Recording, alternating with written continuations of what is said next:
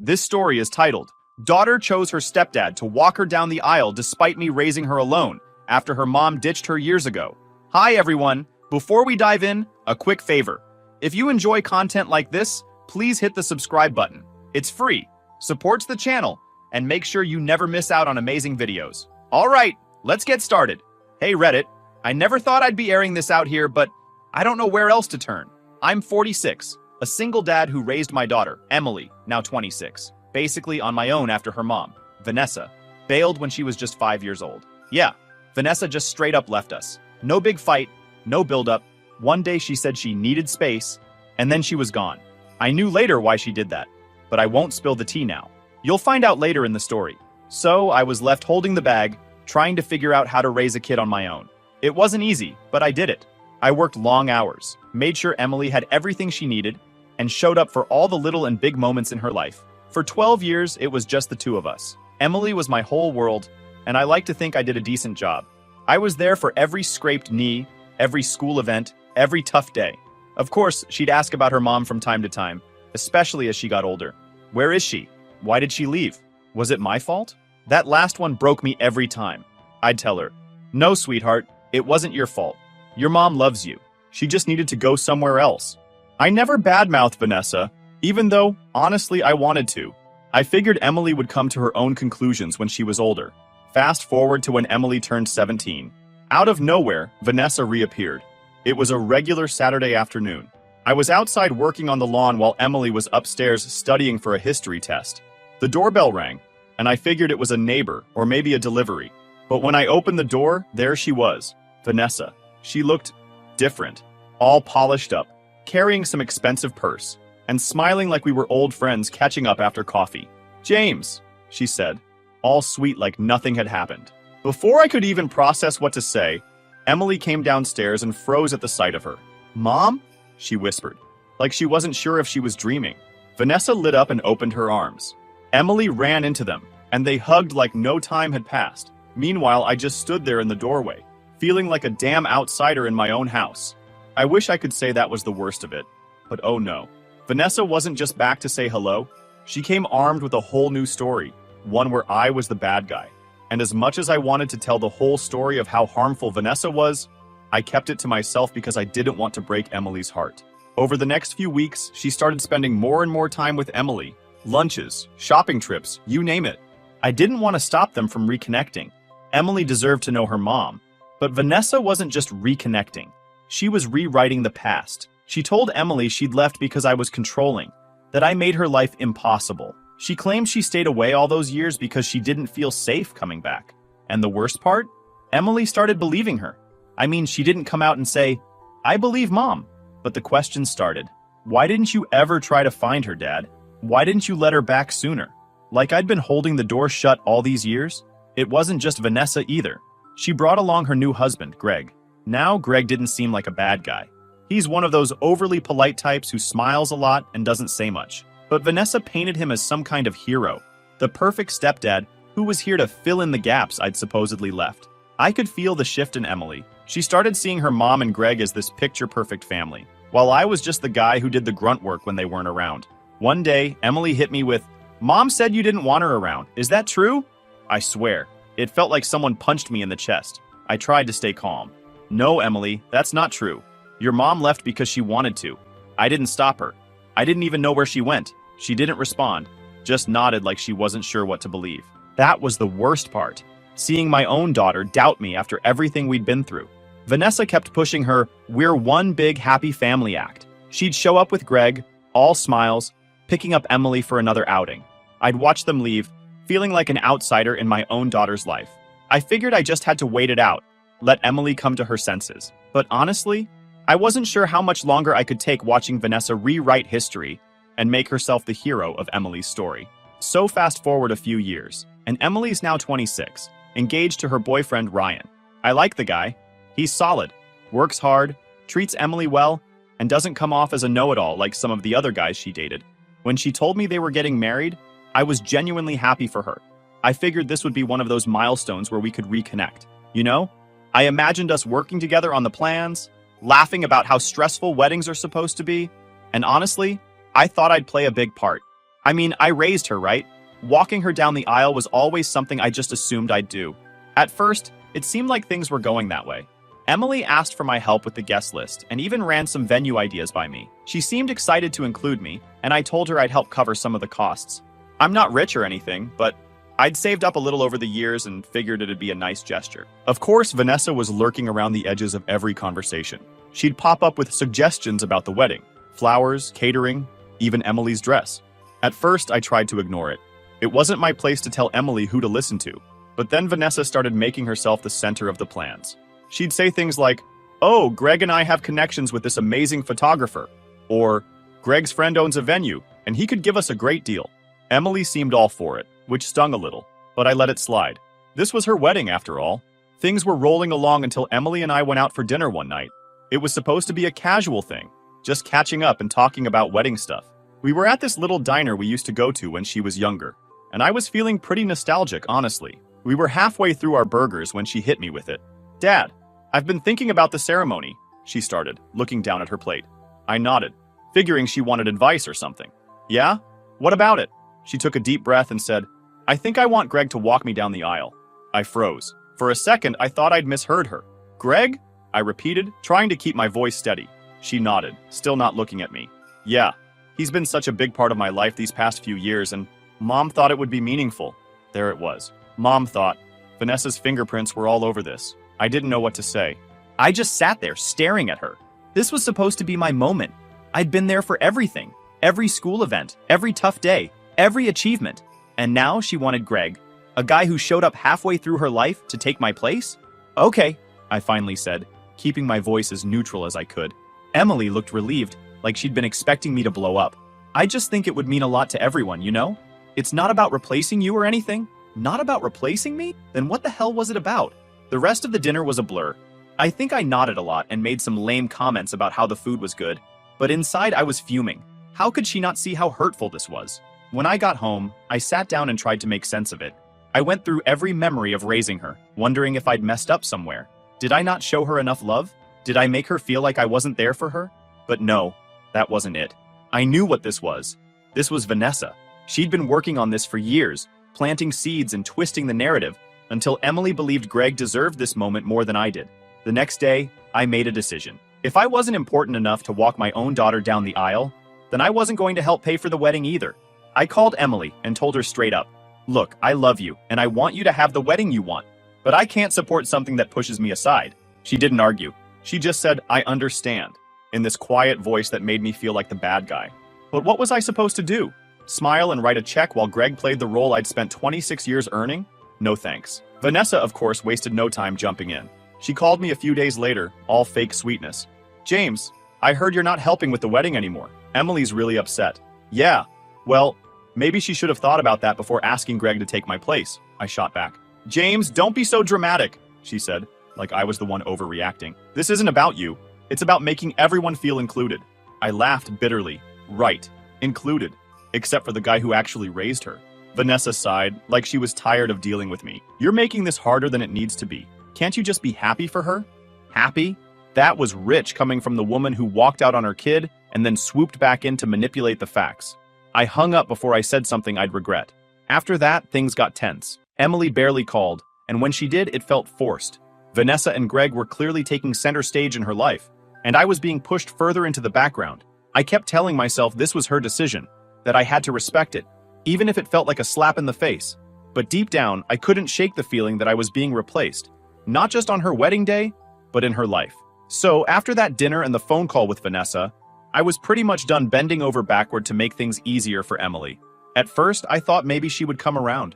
Maybe she'd realize how much this was hurting me and rethink the whole Greg walking her down the aisle thing. But nope. If anything, it felt like she doubled down.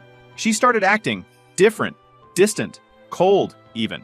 She wasn't outright rude, but you know when someone's being polite just to keep the peace? That was Emily. Conversations that used to feel natural now felt forced, like she was just going through the motions. One day I called her to check in, like I usually did. "Hey, Em, how's everything going?" "It's fine," she said. Her tone clipped. "I'm really busy with wedding stuff." "Anything you need help with?" I asked, even though I knew the answer. "No, Mom and Greg are handling most of it." Of course they were. It stung, but I didn't press. If she didn't want my help unless it's financial, I wasn't going to beg for scraps. Still, it was hard not to feel like I'd been pushed out of her life entirely. This wasn't just about the wedding anymore. It was about everything. Vanessa naturally was loving every second of it. She kept popping up with her little passive-aggressive comments like, "Oh, Greg is so excited to be such an important part of Emily's big day." Or, "Emily's been leaning on Greg so much lately. It's really brought them closer." I wanted to tell her to shove it, but I knew that'd only make things worse. Vanessa had a knack for turning every situation into a pity party for herself. If I snapped, she'd just use it as more fuel to paint me as the unreasonable, bitter ex. The final straw came when I found out Vanessa and Greg had essentially taken over the entire wedding. Emily didn't even bother telling me about some of the big decisions. I only heard about them through my sister Laura, who was still trying to play peacemaker. Emily told me she's having Mom and Greg sit at the head table with her and Ryan, Laura mentioned casually one day. "What about me?" I asked, even though I already knew the answer. She said you'll be at the family table with the other relatives. And if that wasn't enough, Emily started taking things a step further. She told Laura that she didn't think I should even give a speech at the wedding. "It'd be awkward," she said, "since Greg's walking me down the aisle. We don't want it to seem like Dad's overshadowing him." Overshadowing him? Are you kidding me? The guy didn't even show up in her life until she was almost an adult. And now he deserved a moment in the spotlight while I was supposed to sit quietly in the back? It got worse? Laura later mentioned that Vanessa and Emily were talking about leaving my name off the wedding program entirely. No father of the bride. No acknowledgement of my role in her life. Just Vanessa and Greg, front and center. When I heard that, I knew there was no point in trying anymore. They weren't just sidelining me, they were erasing me completely. If that's what they wanted, fine. But I wasn't going to stick around and let it happen. After everything that happened, I finally hit my breaking point. I wasn't going to sit at that wedding, smile politely, and watch some guy walk my daughter down the aisle while I clapped from the sidelines. Nope, not happening. I spent a couple of days thinking about it, trying to weigh my options. Could I suck it up and go, just to avoid the drama? Maybe. But the more I thought about it, the angrier I got. Why should I? I raised Emily. I was there for everything. While Vanessa disappeared and Greg didn't even know she existed. And now I was supposed to sit there and play nice? Nah, I wasn't doing that. So I made up my mind. I wasn't going to the wedding. When I first told Laura, my sister, she wasn't exactly thrilled. "James, she's your daughter," she said, exasperated. "You'll regret not being there." "No, Laura," I replied. "What I'd regret is sitting there watching Greg do what I should be doing. This isn't about me being petty. It's about respect. And Emily's made it clear where I stand." Laura sighed, but I could tell she wasn't convinced. "I get it, but don't you think skipping the wedding will just make things worse? You're handing Vanessa and Greg the narrative on a silver platter." She wasn't wrong, but I wasn't about to back down. "They're going to twist it no matter what I do," I said. "At least this way, I'm not torturing myself." And boy, did they twist it. As soon as Vanessa caught wind of my decision, the phone call started. At first, she played the concerned co-parent card. "James, are you seriously not coming? Do you realize how much this will hurt Emily?" "She's the one who decided to hurt me, Vanessa," I replied calmly. "I'm just responding to her choice." "Don't be ridiculous," Vanessa said, her tone dripping with condescension. "This isn't about you. It's about Emily and her big day." "I know exactly what it's about," I shot back. "It's about you and Greg taking over, like you've been trying to do since you came back into her life. I'm not playing along." That's when Vanessa shifted tactics. She went from concerned to outright manipulative. "If you don't come, everyone's going to see what kind of father you really are," she said. "You're going to embarrass Emily in front of all her guests." I laughed, but it wasn't because I thought it was funny. "Oh, Vanessa, you've been painting me as the bad guy for years. Don't act like this is something new. If Emily's embarrassed, maybe she should think about why I feel the way I do." Vanessa didn't like that answer. She hung up, but I knew it wasn't over. Next, Emily called. She didn't come out swinging like her mom, but I could hear the frustration in her voice. "Dad, what's this about you not coming to the wedding?" I took a deep breath. "Emily, I've thought about this a lot, and I just can't do it. I can't sit there and watch someone else take my place. It's not fair to me." "It's not about replacing you," she said, her voice rising. "I told you that already. Greg's been important to me too." "And what about me, Emily?" I asked. "Where do I fit in? You've made all these decisions to push me aside, and now you're asking me to just show up and clap politely. I can't do that." Emily sighed heavily, like she was the one being wronged. "I'm trying to make everyone happy, Dad. Why do you have to make this harder?" "I'm not making it harder," I said firmly. "I'm standing up for myself. You made your choice and this is mine. That didn't go over well. She muttered something about me being selfish and hung up. I sat there for a while after the call, but I knew I couldn't cave. Then the guilt tripping started. Vanessa started calling family members, telling them I was abandoning Emily on her wedding day. Suddenly I had cousins, uncles, and even my aunt, who I hadn't spoken to in years, calling me to weigh in. "James, come on," one of my cousins said. "It's just one day. Don't let this ruin your relationship with Emily." "It's not one day," I replied. "It's the result of years of Vanessa twisting things to suit her benefit. This is just the final straw." Even my mom chimed in, and while she meant well, it still stung.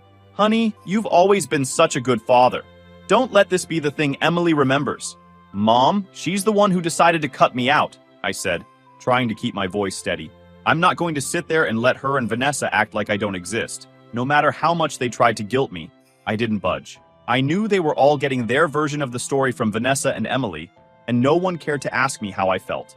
The days leading up to the wedding were brutal. Everywhere I turned, someone was asking if I was excited or ready for the big day. I just smiled and nodded, keeping my decision to myself. The last thing I wanted was more people piling on. On the day of the wedding, I stayed home. I didn't want to be anywhere near the chaos. I spent the day cleaning the house, organizing my garage, anything to keep my mind off what was happening. Laura texted me later that evening. "Well, you missed quite the show," she wrote. "What happened?" I asked, half interested. "Vanessa gave a speech about how Greg stepped up as a father figure. Not a single mention of you. I wasn't surprised, but it still hurt." "Figures," I replied. Despite everything, I didn't regret my decision.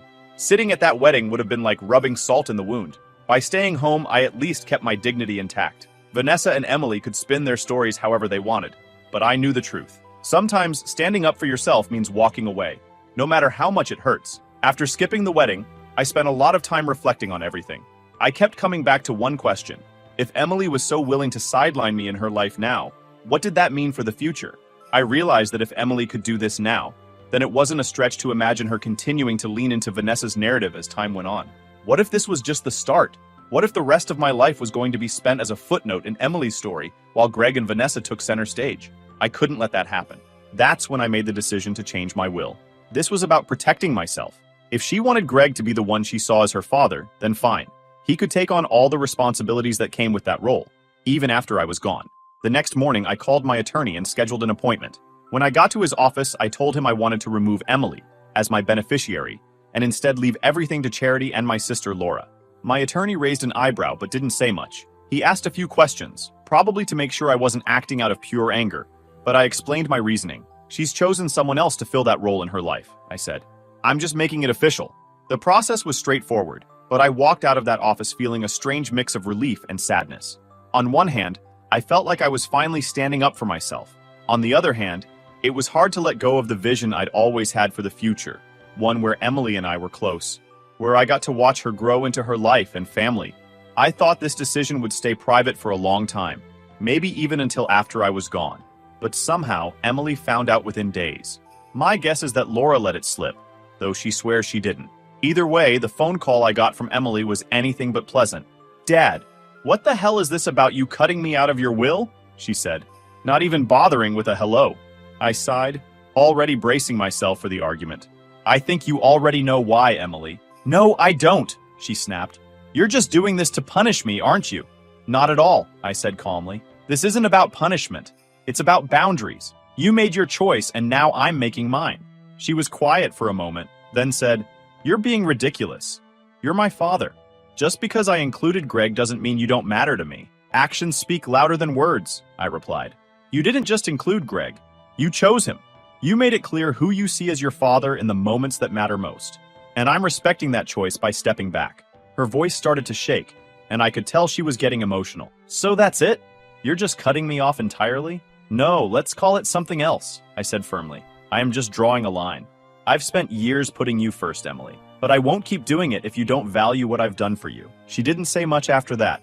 She said something about how unfair I was being and hung up. For the next few days, I kept expecting her to call back and try to talk things through, but the phone stayed silent. Instead, I started hearing from other family members, people who'd clearly gotten Vanessa's version of the story. Vanessa, of course, took the news and ran with it. She called Laura, telling her how cruel I was being and how much this was hurting Emily. She even told a few relatives that I'd disowned Emily completely. But here's the thing. I didn't care. For the first time in a long time, I felt like I was standing up for myself. I wasn't going to let Vanessa or anyone else dictate how I should feel or what I should do.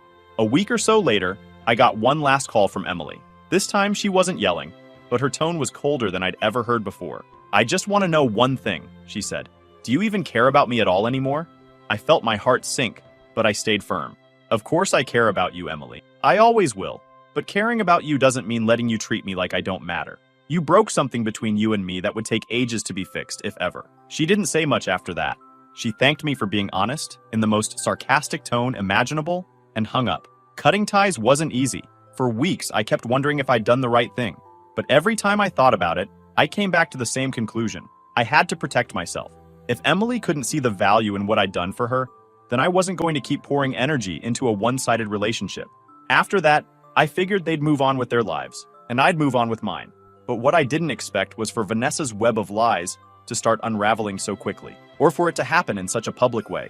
It all started with my sister, Laura. She'd been biting her tongue for months, trying to stay neutral, but after seeing how Vanessa and Emily twisted the story, she'd had enough. "James," she told me one afternoon, "I've kept quiet for too long. Vanessa's been running her mouth about you to anyone who'll listen, and it's disgusting. People need to know the truth." "Laura, it's not worth it," I said, not wanting her to get dragged into the drama. "No," she said firmly. "It is worth it. Vanessa's been smearing you for years, and Emily's buying into every word of it. If I don't say something, no one will." I didn't try to stop her. Honestly, part of me wanted the truth to come out. The turning point came at a family gathering at Laura's house. Vanessa wasn't there, thank God. But Emily showed up, and of course, she was all smiles, acting like nothing was wrong. Laura saw her and couldn't hold back anymore. "So, Emily," Laura said loud enough for the room to hear, "do you really believe all that nonsense your mom's been feeding you about why she left?" Emily froze, clearly caught off guard. "What are you talking about?" "I'm talking about your mom running around telling everyone that James was controlling and that's why she walked away," Laura said, her voice sharp. "You think that's the truth?" Emily looked uncomfortable. "That's what Mom told me." "Well, she's lying," Laura snapped. "You want to know the real reason your mom left? It wasn't because of your dad. It was because she had an affair and got pregnant. She bailed because she didn't want to face the fallout." The room went dead silent. You could have heard a pin drop. Emily's face turned pale. "That's not true," she said weakly. "It's true," Laura said. "Ask her. Ask Vanessa where she was for the first few years after she left. Ask her about the kids she had and gave up for adoption. Your dad stayed, raised you, and never said a word about it because he didn't want to ruin your image of her. And this is how you repay him?" Emily didn't say anything. She just stood there, her mouth opening and closing, like she was trying to come up with a response. I wasn't there for this conversation, but Laura called me later to fill me in. "I'm sorry, James," she said. "I know it wasn't my place to say anything, but I couldn't take it anymore." Emily needed to hear the truth. "Don't apologize," I told her. "It's about time someone said it." The fallout was immediate. Emily confronted Vanessa, and of course, Vanessa denied everything at first. But the thing about lies is that they're hard to keep straight, especially when people start asking questions. Apparently, Greg overheard one of these arguments between Vanessa and Emily, and that's when things really started to fall apart.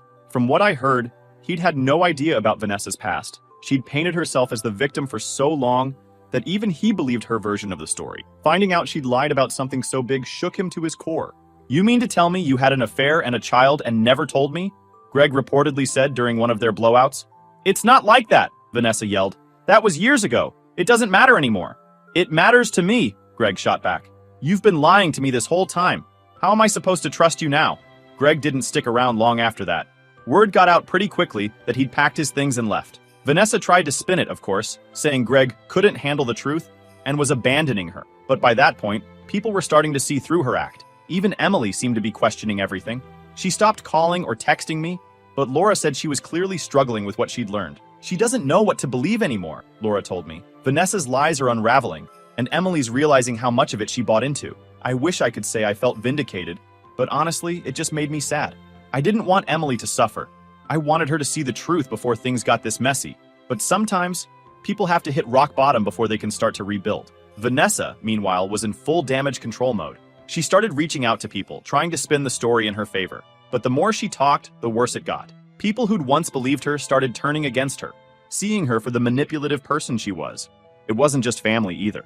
Vanessa's friends, people who'd stood by her for years, began distancing themselves. Nobody likes being lied to, and Vanessa had been lying for a long time.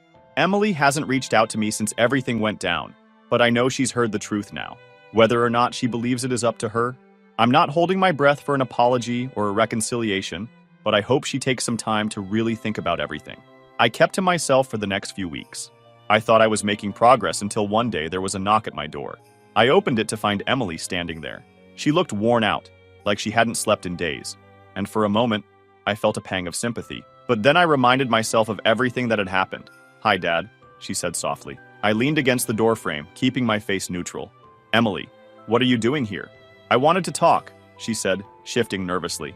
"Please." I let out a long breath. Part of me wanted to slam the door, but another part, the part that still remembered rocking her to sleep as a baby, couldn't do it. "All right," I said, stepping aside. She sat on the couch, and I stayed standing, crossing my arms. "What's this about?" She looked down at her hands, clearly struggling to find the words. "I've been thinking a lot about everything. About the wedding, about Mom, about how I treated you." I didn't say anything, just waited for her to continue. "I know I screwed up," she said, her voice trembling. "I let Mom get in my head, and I didn't stop to think about how much it was hurting you. I made you feel like you didn't matter, and that's the last thing I ever wanted." Her words hung in the air, but they didn't hit the way I think she thought they would. I'd waited so long to hear her admit the truth, but now that she was saying it, it didn't feel like enough. "Why now, Emily?" I asked, keeping my voice steady. "Why come here now, after everything?"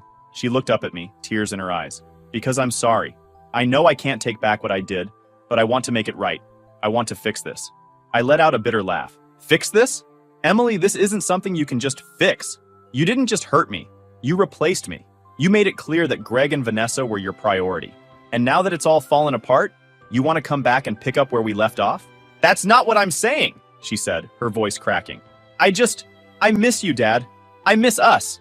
I shook my head, feeling more exhausted than angry. "Emily, I spent 26 years putting you first. I gave you everything I had, and when it came time for you to show me even a fraction of that loyalty, you chose them. Do you have any idea what that felt like?" She didn't answer, just wiped at her face as the tears started falling. "I'm glad you're starting to see the truth about Vanessa," I continued. "But this isn't just about her lies. This is about trust, Emily, and I don't know if I can ever trust you again." Her shoulders slumped, and she looked like she wanted to disappear into the couch. "So, that's it?" I sighed, running a hand through my hair. "I don't know what the future holds, Emily, but right now, I need space, I need time to heal, and I can't do that with you in my life." She sat there for a moment, like she was trying to figure out if she should argue or just accept it. Eventually, she nodded. "I understand," she whispered. I walked her to the door, and as she stepped outside, she turned back to me. "I really am sorry, Dad. I hope one day you can forgive me."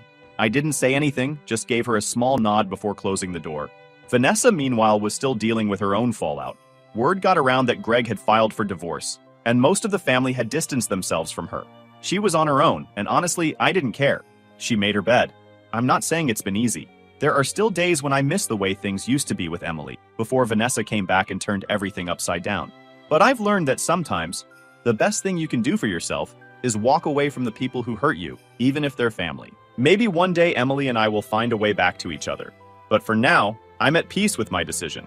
I've spent enough of my life giving to people who didn't value me. It's time to put myself first.